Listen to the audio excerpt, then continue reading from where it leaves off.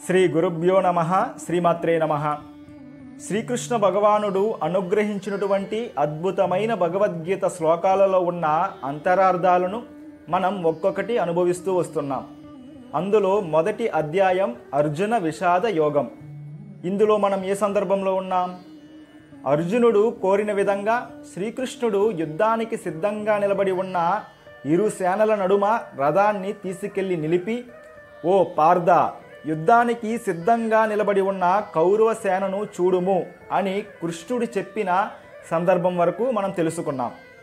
అలా అర్జునుడు కౌరవ సేనను పరిశీలించగా తనతో యుద్ధం చేయడానికి నిలబడి ఉన్న తండ్రులను, తాతలను, గురువులను, మేనమామలను, తన సోదరులను, పుత్రులను, మనుములను, స్నేహితులను, మామలను మరియు తన హితాన్ని కోరే బంధువులను ఎందరినో చూశాడు ఆ శత్రుపక్షాన అన్నది ఈ 26వ శ్లోకం యొక్క అర్థం.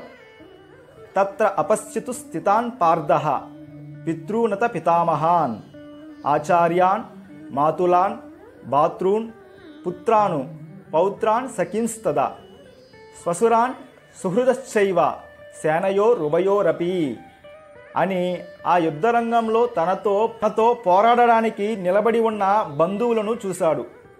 యుద్ధంలో ఎదురుగుండా శత్రువు నిలబడి ఉంటే యుద్ధం చేయవచ్చు, కానీ శత్రువుకు బదులు బంధుమిత్రులు నిలబడి ఉన్నారు. తనకు విద్య నేర్పిన గురువులు నిలబడి ఉన్నారు. తండ్రులు, తాతలు నిలబడి ఉన్నారు. మిత్రులు, తన హితాన్ని కోరే ఎందరో తనతో యుద్ధం చేయడానికి నిలబడి ఉన్నారు అని చూశాడు అర్జునుడు. ఈ శ్లోకంలో అంతరార్థం ఏంటి అంటే, మన జీవితంలో మన వాళ్ళు అనుకున్న వాళ్ళు మనల్ని మోసం చేయవచ్చు. మిత్రుడు మనకు శత్రువు కావచ్చు. ఎవ్వరూ ఎవ్వరితో శాశ్వతంగా ఉండలేరు. మరి ఎవ్వరూ నాకు అక్కర్లేదు అని అందరినీ వదిలి జీవించకూడదు.